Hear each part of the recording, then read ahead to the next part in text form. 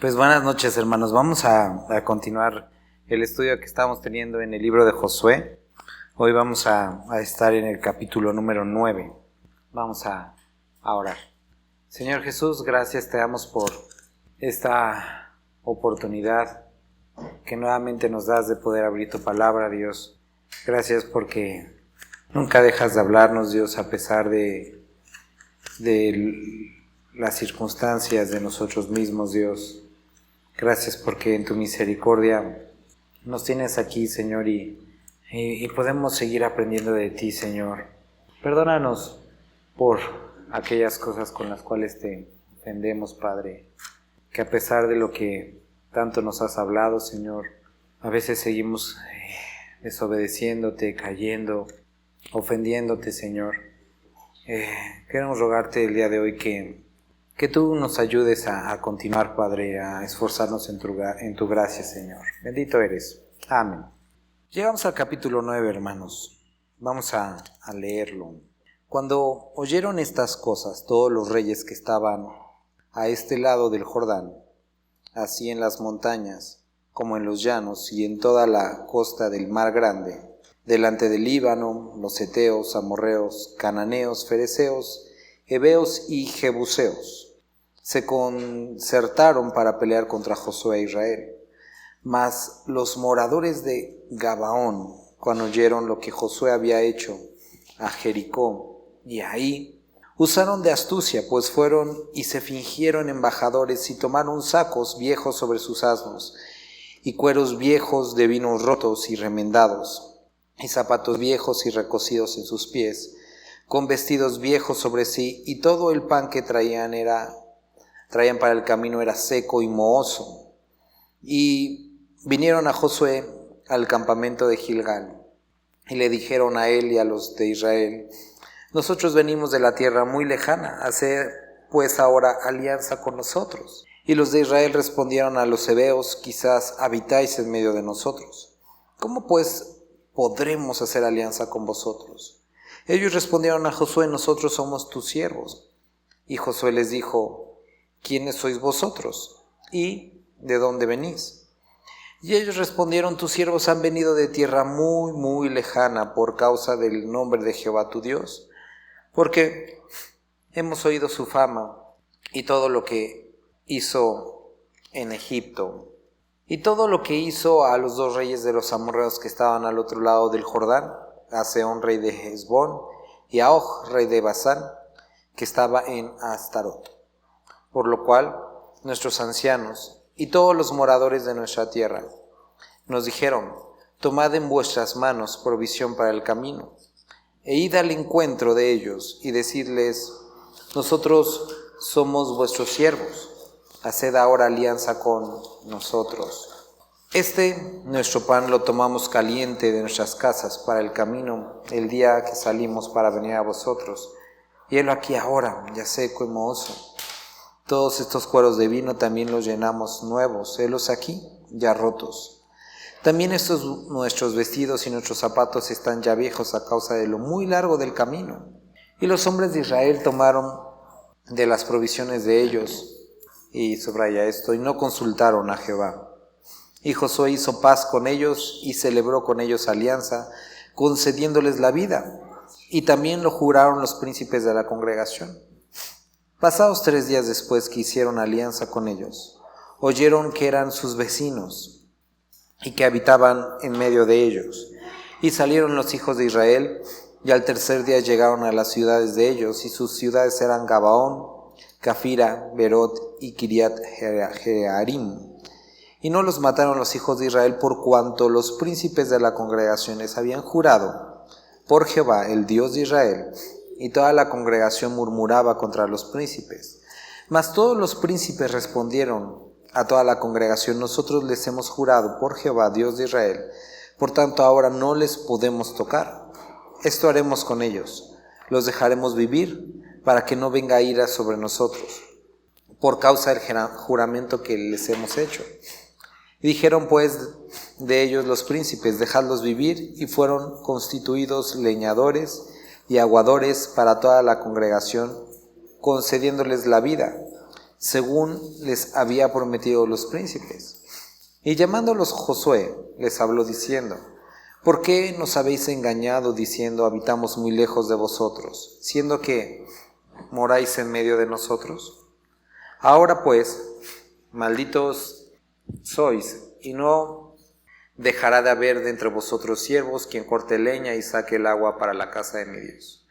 Y ellos respondieron a Josué y dijeron: como fue dado a entender a tus siervos que Jehová tu Dios había mandado a Moisés su siervo, que os había de dar toda la tierra, y que había de destruir a todos los moradores de la tierra delante de vosotros, por esto temimos en gran manera por nuestras vidas a causa de vosotros, e hicimos esto. Ahora pues, henos aquí en tu mano lo que te pareciere bueno y recto hacer de nosotros, hazlo. Y él lo hizo así con ellos, pues los libró de la mano de los hijos de Israel y no los mataron. Y Josué los destinó aquel día a ser leñadores y aguadores para la congregación y para el altar de Jehová en lugar que Jehová eligiese, lo que son hasta el día de hoy. Entonces, vemos en este capítulo, y nuevamente tenemos que volver a recordar una vez más cómo describe este libro la travesía de Israel a través de esta tierra de oportunidades que Dios les había dado. Esta tierra en la que Dios les había dado promesas para poseer, ciudades para disfrutar, y que representa nuestra vida espiritual y cómo de la misma manera, llenos del Espíritu Santo, podemos disfrutar, pero encontramos adversidad, encontramos circunstancias. Según varios teólogos, estas tres ciudades, estos tres enemigos de Israel, que son Jericó, que son Ahí y que son los Gabaonitas, representan tres situaciones. Jericó representa el mundo, Ahí representa la carne y los Gabaonitas representan a Satanás. Claro, Satanás está detrás del mundo, detrás de la carne. Pero en esta ocasión en particular, quiero que veamos que no existe una batalla, no existe un pleito, no existe una guerra declarada. Y cuando nosotros en nuestra vida como creyentes enfrentamos adversidad, enfermedad, problemas económicos, problemas con los hijos, en la familia, en el matrimonio, es fácil ver como la estela que deja Satanás. Decimos, a pesar que a lo mejor nos endurecemos, lo que sea, pero es fácil verlo, sabemos que está ahí. Pero se vuelve complicado a veces entender y diferenciar cuando lo que se acerca a nosotros es una oportunidad, un viaje, una relación amorosa, una oportunidad, dinero. Se vuelve mucho más complejo y a veces queremos convencernos que no, esto no es Satanás, esto debe de ser Dios, porque precisamente de esto está adorando. Y tenemos que recordar cuando estamos leyendo esta historia, algo de lo que se dice de Satanás. Se dice que es el destructor, que asesina, pero también que se presenta como ángel de luz, y que es mentiroso, y que es padre de toda mentira. Entonces, Satanás es una persona astuta y le gusta este juego de representar piedad, de representar justicia, de representar verdad y burlarse de ella. Esto es algo que él hace bastante bien y lo ha hecho desde el huerto del Edén, una y otra vez con los seres humanos. Entonces, esta historia representa eso, la vida del creyente buscando poseer, buscando crecer con Dios, y Satanás llegando con una mentira. Ahora, quiero que el día de hoy podamos ver que este tipo de mentiras podríamos evitarlas, podríamos alejarnos de ella, porque hay muchas cosas que a nuestros ojos no son visibles, pero podríamos hacerlo si tomamos en consideración, y vamos a ver 5 cosas que tenemos que tomar en consideración. Y me gustaría que pudiéramos ya regresar al versículo 1 y que pudiéramos empezar a leer nuevamente al versículo 4. Desde el 2. Mientras unos se concertaron para pelear contra Josué, los moradores de Gabaón, cuando oyeron lo que Josué había hecho a Jericó, usaron de astucia. Estamos leyendo Pedro, y esto es exactamente de lo que estábamos leyendo este domingo. Satanás, el pasado, anda como león rugiente, mirando a quién devorar. Decíamos que el león rugiente no es necesariamente el que ataca, sino el que únicamente atemoriza, por una parte. Pero, ¿recuerdas los ofrecimientos que Satanás tuvo con Jesús? O que tuvo con con Jesús a través de Pedro, cuando le dije: Jesús, no necesitas sufrir. Olvídate eso de ir a Jerusalén a sufrir y no hagas eso. Y Jesús le dice: apártate de mí, de Satanás. Entonces, usaron de astucia. ¿Podría alguien leer, por favor, nuevamente el versículo 4? Primera cosa que necesitamos notar. Ellos no solamente llegaron con palabras persuasivas, sino con una presentación persuasiva. Y la primera cosa, vamos a empezar con los ojos. La palabra dice en más de dos ocasiones, pero en una muy específica en el libro de Crónicas: no juzgues como juzga el mundo, porque el mundo ve la apariencia, pero Dios lo que ve es el corazón. Ahora, nosotros no somos Dios, no podemos ver el corazón, pero tenemos que entender, primero, que Satanás es astuto y que él no siempre se presenta como Satanás. Entonces, cuando algo parezca atractivo a nuestros ojos, parezca atractivo de buen parecer, tenemos que preguntarnos si esto que está seduciendo a nuestros ojos proviene de Dios. Primera cosa. Segunda, palabras persuasivas. La palabra de Dios constantemente nos habla acerca de la lisonja. Nos habla acerca de estas palabras vanas, que tenemos que tener cuidado con ellas. Entonces el enemigo va a venir con una presentación con algo agradable o con palabras persuasivas. Ahora, quiero que ahorita vamos a llegar a algo que para mí es muy importante el día de hoy y espero que lo podamos percibir. Lo que sucede es que ellos se presentan como somos uno de sus enemigos, pero somos de muy lejos. Entonces, realmente no somos tan importantes. Realmente no somos alguien de quien preocuparse. Si Dios incluso nos va a eliminar a nosotros o quería eliminar a nosotros, pero hemos venido desde muy lejos para ofrecerles una tregua. Entonces, ¿qué es lo que espero no dormirlos ni revolverlos? Pero miren, lo que Dios quiere hablarnos a través de esto es que hay cosas que podemos verlas como muy pequeñas, como si no fueran tan malas. Y eso es lo que el enemigo quiere que hagamos, que nosotros racionalicemos, pensemos en el pecado y que le demos valor o poco estima a algo. Digamos, esto no es tan malo. Esto lo hacen todas las personas. Esto es algo que no creo que Dios tenga problema con esto. Esto es lo que ellos estaban presentando. Nosotros sí somos de los pueblos que Dios quiere eliminar, pero no somos tan malos. Vamos a capítulo 9, donde estamos. Y ¿alguien podría ayudarme a leer versículo 9 hasta el 11? Vamos a Primera de Corintios, capítulo 11. Podría leer el 27, 28 y 29. Lo que necesitamos ver de los gabaonitas es que se presentan como un pueblo de los que Dios quiere eliminar, pero no como una amenaza. Básicamente le dicen a Israel: podemos convivir juntos. Hemos decidido someternos y sujetarnos a ustedes y hacer alianza con ustedes. Entonces había algo que era malo, pero se sometió y podían servir. Entonces representa esta parte. representa algo en nuestra vida que nosotros identificamos, bueno, no es tan bueno, pero tampoco es tan malo. Puede funcionar o puede servir para algo, ¿vale? Por una parte.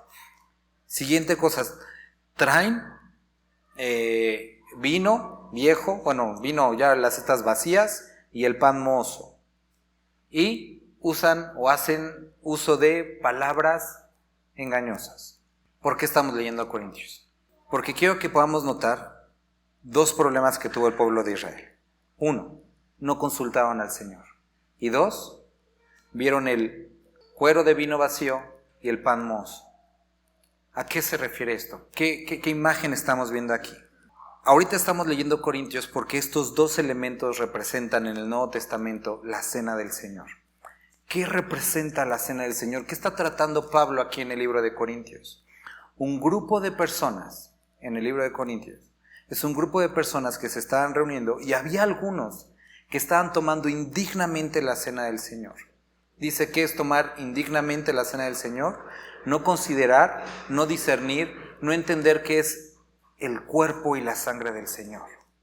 En otras palabras, cuando nosotros vemos a la cruz y vemos el sufrimiento de Cristo, vemos la sangre corriendo por su cuerpo que fue atravesado por nosotros. Tenemos que entender, hermanos, que este sacrificio fue por cada pecado en lo individual. No fue un acto genérico por todo el pecado del mundo, sino cargó individualmente cada uno de tus pecados. Aquellos que tú consideras grandes y aquellos que tú consideras pequeños. El sufrimiento en la cruz fue por un asesinato y por una grosería, por un genocidio y por un mal pensamiento. En lo individual, cada pecado fue cargado sobre él en la cruz. ¿Qué es lo que pasa cuando nosotros vemos un pecado como menospreciable o pequeño? Lo que pasa es que estamos viendo ese pan y ese vino como algo menospreciable. Está viejo, está pasado. No estamos discerniendo el cuerpo ni la sangre de Cristo. Y tenemos que entender, hermanos, esto es algo muy importante. La verdad, hoy Dios nuevamente me volvió a golpear en esto porque hay ciertos detalles de nuestra vida que decimos, bueno, no soy un pecador como otros. Tengo mis fallas, y lo decimos a veces así. O tengo mis, no ni debilidades, sino tengo mis cosas, ¿no? Pero tenemos que entender que aún esas pequeñas cosas produjeron sufrimiento en la vida de nuestro Salvador. Cada una de esas pequeñas cosas. Ni siquiera es como la suma de todas tus groserías, sino una de ellas, la de hoy, la de hace una hora o la de hace 15 minutos. Esa produjo agonía en nuestro Salvador, en lo individual. Y esto es lo que está haciendo, lo que está presentando este capítulo, porque está el pueblo de Dios y esto no es una batalla en sí. No están saliendo a luchar con la espada, sino está viniendo a ellos tratando de hacer un pacto y decir, bueno, esto consérvalo. Esto no es algo tan malo. Esto es algo con lo que se puede convivir y seguir viviendo normal. Pero tenemos que entender porque, ¿dónde lo estábamos viendo? Era el domingo, ¿no? Que estábamos hablando de la excelencia moral. ¿Sí? ¿Sí, el domingo? Cuando hablamos de excelencia moral, no se habla únicamente de el no matarás, sino de aquellos pequeños detalles de la vida diaria que hacen, y saben que, hermanos, no solamente es aquello público, sino aquello que también queda en lo privado. Y Dios hoy me estaba volviendo a hablar mucho de eso cuando seguía leyendo, porque son en esos pequeños momentos, incluso ni siquiera a veces en el acto, sino en nuestros enojos, nuestras luchas, nuestros pensamientos, en los que el enemigo busca tratar de convencernos que, bueno, eso no tiene nada de malo, no pasa nada. Pero tenemos que entender, por eso Cristo, cuando estuvimos estudiando Éxodo, en el Sermón del Monte, Él intenta describirnos que el pecado consumado, el externo, es producto del interno. del corazón. Y por eso Jesucristo también dice a los fariseos que lo que hace daño al hombre no es lo que entra al cuerpo, sino lo que sale del hombre. Y que nuestras palabras únicamente son resultado de la meditación de nuestro corazón. Y que nuestros hechos son únicamente resultado de lo que ya había sucedido en nuestro corazón. Y por eso es tan importante que podamos entender que no importa el tamaño del pecado, cada uno de esos pequeños o insignificantes pecados que podríamos decir, fueron sufrimiento, lágrimas y sangre en la vida de nuestro Señor y Salvador. Eso es discernir el cuerpo. Esto es lo que Pablo está tratando de decirnos. Oigan, piensen, mediten en el costo de su salvación. Cuando quieran ver un pecado como algo pequeño, volteen, tomen la comunión, tomen el pan, tomen el vino y recuerden que costó sangre esa cosa pequeña. Ahora, vamos a Corintios nuevamente. Porque el que come y bebe indignamente sin discernir el cuerpo del Señor, juicio come y bebe para sí. Ahora, checa el siguiente versículo. Por lo cual hay muchos enfermos y debilitados entre vosotros, y muchos duermen. Piensa por favor de esta forma. Hay muchos creyentes que viven su vida enfermos. Y ahora, no única y no necesariamente la tos de no algo físico. Ya, perdón, hermano, ya hasta la puse roja. Ya se está ahogando. Sino una enfermedad en el corazón, una enfermedad espiritual, una falta de eficacia en la fe, una deficiencia para caminar, y por eso dice debilitados, como aquellos que leímos hace un par de meses Corintios, ¿no? Se me fue la onda, pero ¿dónde habla de correr la carrera? También lo leímos en Hebreos.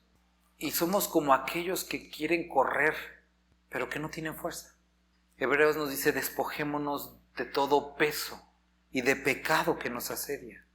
Y a veces queremos correr, nos gustaría, tenemos el deseo, tenemos el conocimiento, y nos gustaría correr y adelantarnos. Pero dice, por esta causa, porque no disciernen el cuerpo de Dios, porque hacen menos el sacrificio, no pueden correr. No pueden llegar hasta donde podrían o deberían llegar. Algunos enfermos, algunos debilitados y algunos, ¿qué dice? Ahora, lo que estamos leyendo de Pedro, dice, sed sobrios, porque hay algunos que duermen y que han caído en una condición de apatía acerca de su propia condición, al punto de dejarse vencer por el enemigo y decir, bueno, ¿qué me quedo ya? No hay más futuro para mí. Es aquí hasta donde puedo llegar como creyente. Y yo consideraba esto el día de hoy, hace unos momentos. Ahorita Dios me llevó a orar otra vez acerca de mi propia vida. Si hay áreas en las que yo he dicho, en esta área hasta aquí ya, por no entender y no discernir a qué se refiere el sufrimiento de nuestro Señor en cada pequeña área de nuestra vida. Y hermanos, quiero que no nos quedemos, porque podríamos quedarnos, sí, cuando, no sé, decimos groserías, cosas como ahorita les he mencionado, pero hay áreas incluso que podemos llegar a simplificar más, y son a las que espero entiendan que a eso me estoy refiriendo hoy. Cosas tan simples como decir, bueno, soy enojón, ese es mi carácter. Y que pensamos que por qué así. Y cuando vamos al libro de Colosenses, primero menciona pecados así que a nuestros ojos podrían ser graves, ¿no? Que dice orgías, fornicaciones y todas esas cosas, pero en el capítulo 3 más abajo dice iras, enojos, pleitos. Y tú dices, bueno, eso, Dios, poco, pero son esas pequeñas cosas en las que el enemigo ha llegado a veces a convencernos de, no pasa nada. Y tenemos que pensar en eso, tenemos que reflexionar, porque eso puede traer esa enfermedad espiritual, esa debilidad espiritual, y lo peor a lo mejor el quedarnos dormidos y estar ahí. a la merced del enemigo. Entonces dice, por eso algunos duermen. Ahora, si pues nos examinásemos a nosotros mismos, no seríamos juzgados, mas siendo juzgados somos castigados por el Señor para que no seamos condenados con el mundo. Así que, hermanos míos, cuando os reunís a comer, esperaos los unos a los otros. Si alguien tuviera hambre, coma en su casa, para que no os reunáis para el juicio. Las demás cosas las pondré en orden cuando yo fuere. Y Pablo estaba queriendo que la iglesia en Corinto entendiera que esto no era únicamente una tradición, sino era un momento sumamente importante establecido por nuestro Señor, no solo para anunciar su muerte, anunciar la salvación, sino para traer conciencia a nuestras vidas del precio que tuvo lo que Él hizo por nosotros. Vamos a regresar a Josué. Entonces, están estas áreas en las que podemos menospreciar el vino, el pan, la comunión, y ponemos o menospreciamos el pecado y estas circunstancias. Decimos, bueno, podemos convivir, por una parte. O por otra parte puede haber este tipo de mentiras, este tipo de caminos que queremos emprender, en donde el enemigo los presenta como algo bueno a los ojos, bueno a nuestros oídos, pero como dice tanto en Proverbios como en Salmos, pero su fin es camino de muerte. Al hombre le parece derecho su camino, un camino de vida, pero al fin puede ser que sea camino de muerte. Ahora, sus ojos podían ser engañados, sus oídos podían ser engañados como los nuestros. Si fuera por competencia entre tú y Satanás, acerca de astucia, te lleva de calle, me lleva de calle a mí. Es difícil para nosotros percibir. Es por eso la importancia de algo que no hizo Josué, y hasta no los menciona, y no consultaron a Jehová. Entonces, para ir al punto, cuando haya caminos que parezcan atractivos y que a nuestra vista parezcan legítimos, justos, verdaderos, no estoy, aquí hago una pausa, siempre tenemos que consultar a Dios, pero a veces para los caminos difíciles, confusos, es obvio. El problema es para los que son verdaderos, justos y rectos, o que así se parecen a nuestros ojos. Porque tendemos a decir, bueno, esto yo ya me lo sé, pues se ve bien, se escucha bien, es cristiano, es espiritual esto, y a veces queremos darle por ahí. Pero en esas áreas en las que podemos sentirnos incluso cómodos, necesitamos consultar al Señor, a pesar de que se escuche bien y que se vea bien. Consultemos al Señor en todos nuestros caminos, por una parte. Siguiente cosa, no menospreciemos aquellas áreas en nuestra vida. Necesitamos vernos a la palabra. No sé si les ha pasado. ¿Ven estos espejos chafas que son como nada más como un sticker que se ve hasta feo, que si se está rayado se ve todo bien feo? Y lo ves y dices, bueno, pues ahí doy el gatazo, ¿no? Pero no sé si han visto, por ejemplo, en los hoteles, o algunos tendrán en sus casas estos espejos que de repente se ve la cara demasiado grande y se ven así los detallitos. Eso es lo que hace la palabra. Nuestra visión es tan corta como esos espejos chafas, pero la palabra tiene la capacidad de señalar aquellos pequeños detalles. Necesitamos acercarnos con esa apertura en nuestro corazón a ver, bueno, ¿quién soy, Dios? ¿Quién soy delante de ti? Ahora menos. Esto ya lo hemos leído, pero vamos a Isaías, capítulo 6. Esto es algo que sucede en todos los casos de aparición o de una visión de Dios a hombres y mujeres. En el año que murió el rey Usías, vi yo al Señor sentado sobre un trono alto y sublime, y sus faldas llenaban el templo. Por encima de él había serafines, cada uno tenía 6 alas, con 2 cubrían su rostro, con 2 cubrían sus pies, y con 2 volaban.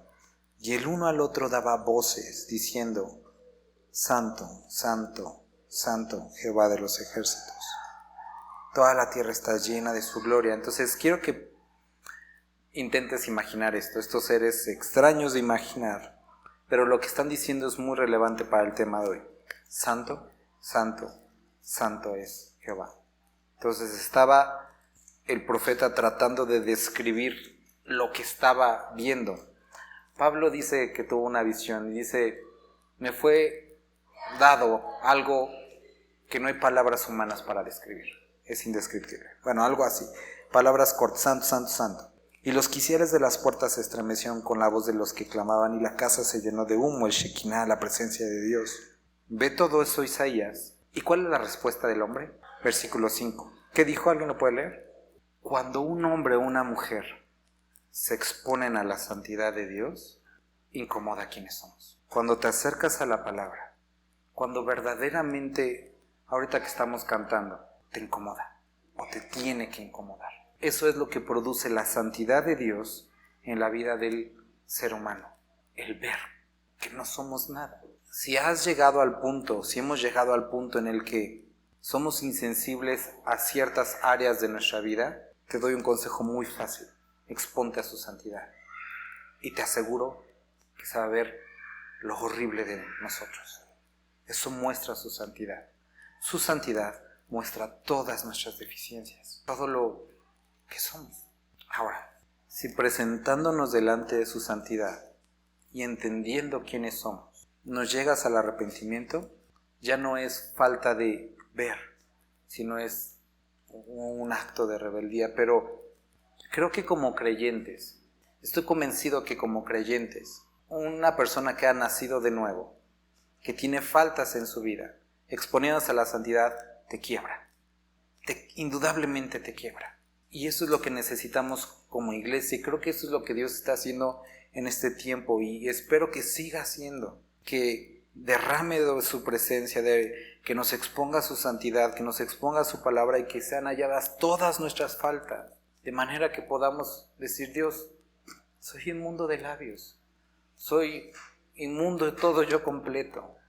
Y entonces, escucha bien esto, Dios no se queda ahí, no te muestra lo horrible que eres, te dice: qué chafa, nada más quería que te sintieras mal. No, dice que voló hacia mí, versículo 6, uno de los serafines teniendo en su mano un carbón encendido, tomando del altar con unas tenazas, y tocando con él sobre mi boca, dijo: he aquí, esto tocó tus labios, y es quitada tu culpa, y limpió tu pecado. Esto, no sé ni cómo somos tan ligeros para a veces leer esto. Nos exponemos a su santidad, nos muestra lo horrible que somos, y decimos: ¿qué vamos a hacer, Dios? Y Él dice: nada, porque ya lo hice yo, ya te perdoné, solo quería que lo vieras, que entendieras que ya te perdoné. Me dolió, lo sufrí, pero es necesario que esto sea removido también. Y es un acto de transparencia delante de Dios, en el que Él siga trabajando delante de nosotros. Ahora, esto es lo que vemos en Josué. Vamos a regresar. Porque no consultaron a Dios, pero tarde o temprano Dios les dice: les engañaron. Otra vez, Josué, no consultaste a mí, y otra vez estás en la misma circunstancia. Y Josué nuevamente está con críticas por parte del pueblo hacia él y hacia todos los príncipes de Israel. Otra vez en la misma situación. Pareciera que Josué no entendía, pero eso somos nosotros. Ahora, ¿qué es lo que hace Dios? Por amor a ellos, a pesar de su negligencia, les revela quiénes son los gabaonitas. Y ahora Josué tiene que enfrentarse a: ¿qué voy a hacer con esto? Porque me comprometí. Y ahora, de alguna forma, estoy atado. Ahora, aquí tenemos que analizar lo siguiente. Hay pecados y hay conductas, hay circunstancias en las que, habiéndonos arrepentido y tomando acciones, podemos caminar en la dirección completamente opuesta y olvidarnos para siempre de esto.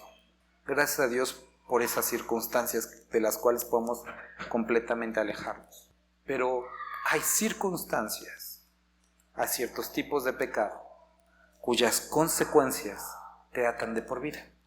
Y tienes que cargar con las consecuencias. Y esos son el tipo de circunstancias como las que vemos descritas aquí en el libro de Josué, que tienes que llevar y que tienes que cargar, y que podemos orar, podemos pedir: Dios, perdóname, y Dios te dice: ya te perdoné, ya te mostré lo malo que estaba, ya se descubrió todo, ya, pero ahora tienes que lidiar con el compromiso que hiciste, con el lazo que te echaste. Y aquí está Josué, o sea, yo creo que buscó, revisó las letras chiquitas, buscó a los mejores abogados y no había forma de deshacer el trato.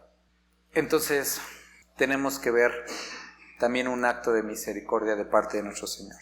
Ahora, bueno, antes de proseguir, hay ciertos compromisos, porque nosotros lo vemos también en Corintios. En 1 Corintios, la iglesia de Corinto critica a Pablo porque había dicho que iba a ir nuevamente a Corinto y no fue.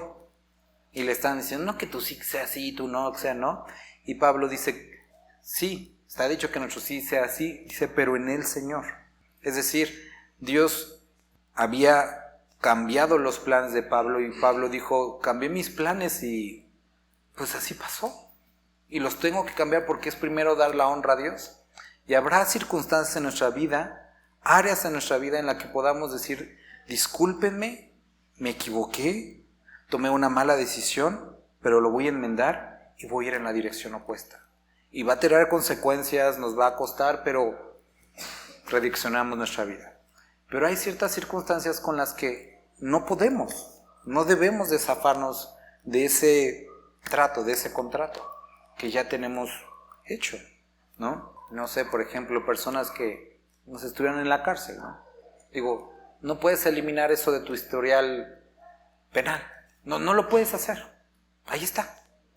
Entonces, cuando hay algo que se queda, hay algo con lo que debes de cargar, sea cual ésta sea, ve lo que hace Josué y tómalo como una palabra de gracia de parte de nuestro Dios. Esto haremos con ellos, versículo 20. Los dejaremos vivir para que no venga ira sobre nosotros por causa del juramento que les hemos hecho.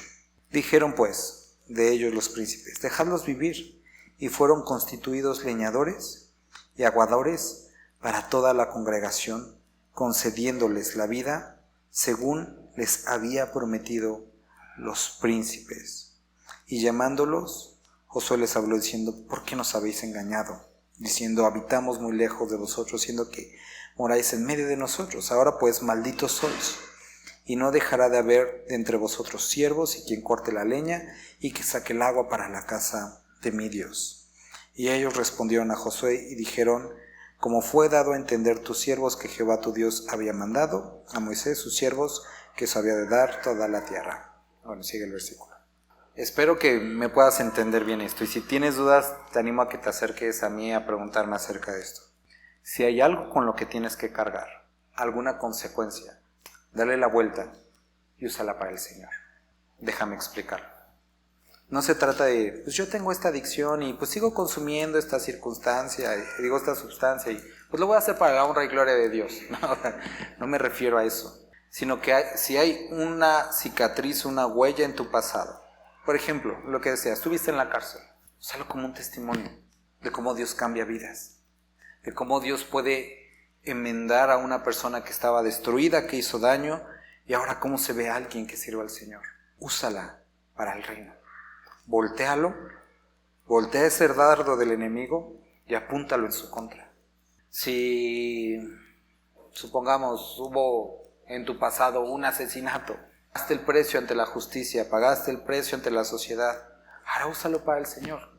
Seguramente no es algo de lo que te vas a alegrar, pero es algo que puedes usar como testimonio de lo que Dios transforma y de lo que Dios hace. Mentiste, bueno, te arrepentiste, sufriste las consecuencias, puedes hablar acerca del costo que tienen las mentiras. Es decir, toma eso que el enemigo pensó para mal y voltéalo y úsalo en su propia contra. Esto es palabras parafraseadas de lo que dijo José. Dice a sus hermanos que lo vendían de esclavos, ustedes intentaron hacerme mal, pero Dios usó esto para dar libertad a muchos y guardar la vida de muchos. Entendió que sus circunstancias, que su pasado, ahora en manos de Dios era una herramienta que podía voltearse y explotar en la cara del enemigo y tumbarle algunos dientes, robarle y arrastrarle de las manos a algunas personas. Cuando nosotros somos capaces de primero entender el dolor que nuestro pecado produjo en nuestro Salvador, No aminoramos el pecado, sino nos arrepentimos de él. Consideramos el cuerpo, la sangre de nuestro Señor. Experimentamos las consecuencias, nos sabemos perdonados y giramos esto en su contra, en contra del enemigo. Somos hechos libres no solamente de nuestra vida pasada, sino de algo muy importante, la condenación, bajo la cual pueden vivir muchos. La condenación y la culpabilidad. Hermanos, es horrible, y como aquí está Josué, vernos otra vez en la misma circunstancia. No es obviamente lo que Dios quiere para nosotros, pero si nos arrepentimos y lo buscamos a Él, Él puede transformar nuestra vida. Leíamos en Pedro hace 2 semanas, lo leíamos, entendiendo y sabiendo que los mismos padecimientos se van repitiendo en vuestros hermanos alrededor del mundo. Esto lo han pasado otros. Y entonces continúa el versículo diciendo, entonces este mismo Dios de gracia, después de haber padecido un poco, de experimentar lo que tengas que experimentar, Él mismo os establezca, afirme. Y eso es algo importante porque hay ocasiones en las que podemos sentir que tambaleamos, pero dice Él, te va a establecer, puede establecerte nuevamente, puede afirmarte nuevamente.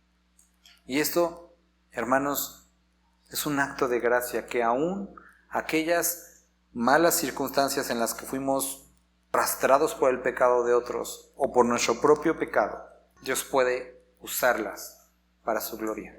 Ojo, no estoy diciendo que vivamos en pecado y que aún así glorificamos a Dios, no, sino que ese pecado del cual nos hemos arrepentido y de circunstancias de las cuales hemos huido y dejado atrás, pero que las consecuencias de alguna forma pensábamos que nos ataban, Dios puede usarlas para su gloria. Entonces, el día de hoy te animo a que, te reto, hermano, a que puedas presentarte delante de Dios hoy en la noche.